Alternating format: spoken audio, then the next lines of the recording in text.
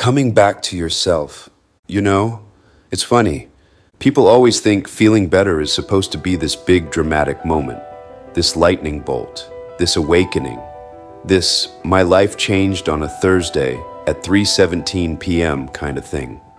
But honestly, most people don't even realize they're not okay until something tiny snaps, like you drop your keys, or you burn the toast, or someone says, "Are you all right?" and your whole soul goes, "Oh God, I don't know."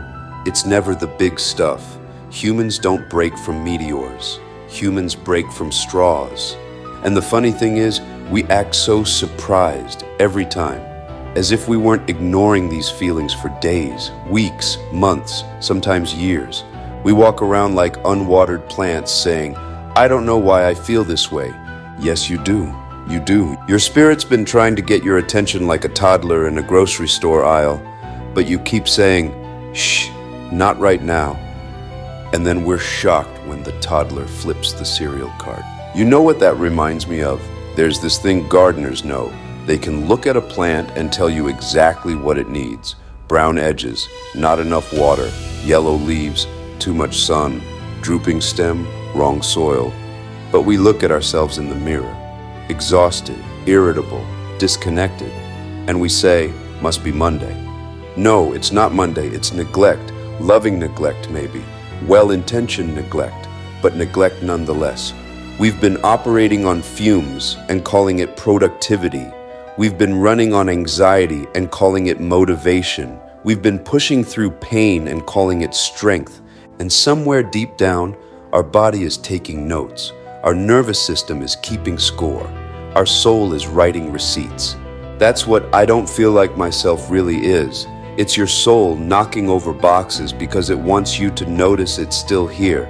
It's been here the whole time, waiting, watching, wondering when you'll finally turn around and acknowledge it, and it's okay, truly. Because the moment you feel that knock, that moment you say, "I don't feel okay, something's off," that's not the beginning of the problem. That's the beginning of the return. That's your consciousness waking up from autopilot. That's awareness cutting through the fog. That's the first real breath you've taken in weeks.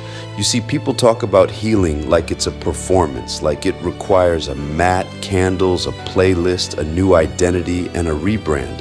Like you need to go to Bali or quit your job or delete all your social media or become a completely different person. But healing is so much simpler, so much quieter, so much more embarrassingly human. Healing starts with that small moment where you finally tell yourself the truth. I'm tired. I'm overwhelmed. I'm lonely. I'm doing too much. I'm pretending too often. I miss myself. That's it. That's the doorway. Not the meditation app, not the crystal grid, not the motivational video, not the vacation, not the green juice, not the 5-year plan.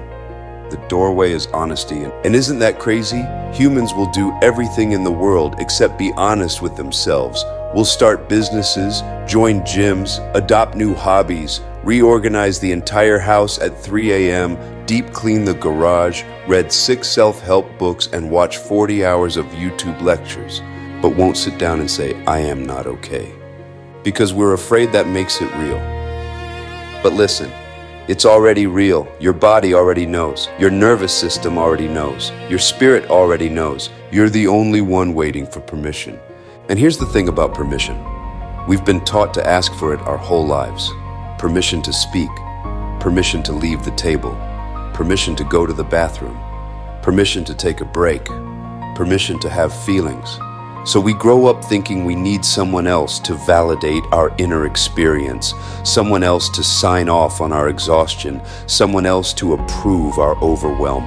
But who exactly are we waiting for? Who has the authority to say, "Yes, you may now acknowledge your own humanity"? No one. The answer is no one. You are the only permission slip you need. And I'll tell you something that might sting a little. You don't need permission to return to yourself.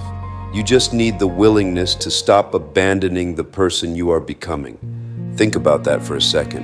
How many times have you left yourself behind? How many times have you silenced your own voice to keep the peace?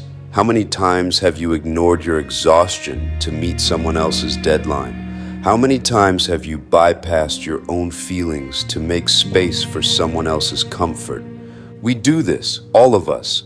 We become strangers to ourselves in the name of being good, being responsible, being strong, being reliable, being whatever everyone else needs us to be. And then one day we wake up and don't recognize the person in the mirror. Not because we changed, but because we left ourselves behind so many times we forgot the way back. Now, let's laugh at ourselves for a moment, because we all do this thing, and I know you've done it too, where we try to reason with our emotions the way we reason with toddlers. We say stuff like, "You shouldn't feel like this. There's no reason to be upset. I'm fine. It's not that bad. I'll deal with it later. Other people have it worse. I don't have time for this. This is stupid. I should be over this by now." But emotions don't speak English. They don't care about logic. They don't care about your schedule. They don't care about how strong you think you look. They don't even care if it's irrational. Emotions speak one language: attention. Give them attention, and they soften. Ignore them, and they grow teeth. That's why feeling better never comes from pretending. It comes from presence. Just presence. Being here with yourself. The way you'd sit next to someone you love when they've had a hard day. No fixing, no forcing, no solving, no minimizing, no explaining away. Just, I'm here. You know what's wild? We know how to do this for other people. Someone we love is struggling, and we instinctively know we don't need to fix it. We just need to be there. We bring them tea. We listen, we sit in the quiet with them, we let them cry, we let them vent, we let them be messy and human and imperfect. But when it's us, when we're the ones struggling, suddenly we become drill sergeants. Get it together, stop being weak, you don't have time for this, other people need you, push through, suck it up. We would never talk to a friend that way, we would never talk to a stranger that way, but somehow we think that's the appropriate way to talk to ourselves. And let me say something that people don't like to admit. Feeling bad doesn't mean you're failing. Feeling bad means you're alive. It means you have a pulse.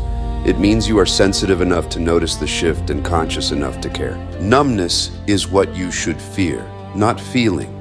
Because feeling is what brings you back. Feeling is the bridge. Feeling is the signal. Feeling is your internal GPS recalibrating. When you feel nothing, that's when you're truly lost. When you feel something, even if it's uncomfortable, that's when you're finding your way home. Now, here's the part that opens the door. You don't need to feel good to feel better. You just need to feel something true, something real. Like, I'm overwhelmed, but I'm still here. I'm confused, but I'm learning. I'm tired, but I'm willing. I'm hurting, but I'm paying attention now. I'm scared, but I haven't quit.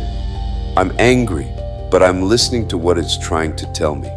That's enough to shift your entire internal system. Your body relaxes because it trusts truth more than it trusts I'm fine. And once your body relaxes, your mind follows because your mind is just a storyteller and your body is the narrator. When the narrator calms, the story calms. Think about it. Your mind can tell itself any story. Everything's fine. I'm okay. I can handle this. I don't need help. I'm strong. But if your body is tight, tense, braced, holding its breath, your mind can spin all the stories it wants. Your body knows the truth. Your body is the one keeping the real records. Your body remembers every time you pushed past your limits, every time you ignored your needs, every time you said yes when you meant no. Every time you smiled when you wanted to scream. Your body has been trying to tell you the truth for a long time. And the beautiful thing is, it's still willing to talk to you. It hasn't given up on you. It's just been waiting for you to finally listen. And before you know it, you're breathing deeper. Your shoulders drop, your jaw unclenches, your chest softens, your vision sharpens. You remember that the world isn't ending. Your nervous system was just tired of carrying the load alone. You feel better not because life changed, but because you finally came home to yourself. And here's the beautiful part. You don't need a life makeover. You don't need a crisis breakthrough. You don't need divine intervention. You don't need to burn your life down and start over. You don't need to become someone else. You just need to notice yourself again. Seriously, look at your hands. Look at your breathing. Look at the fact that somehow, after everything, you are still becoming something new. You are still here. You are still trying. You are still showing up. You are still willing to feel. You are still capable of change. That alone is phenomenal. Most people give up long before they realize they're capable of coming back. Most people numb out, check out, shut down. But you're still here, still reading, still listening, still looking for the way back.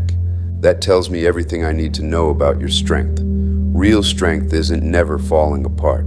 Real strength is being willing to put yourself back together, again and again and again. Feeling better starts the moment you see yourself with the same softness you offer to everyone else. Maybe even a little more, because you with the tired eyes, the heavy thoughts, the quiet strength, the unspoken battles, you deserve to feel like a human being who is allowed to be human. You deserve to feel good again. You deserve to breathe without bracing. You deserve to wake up without dread.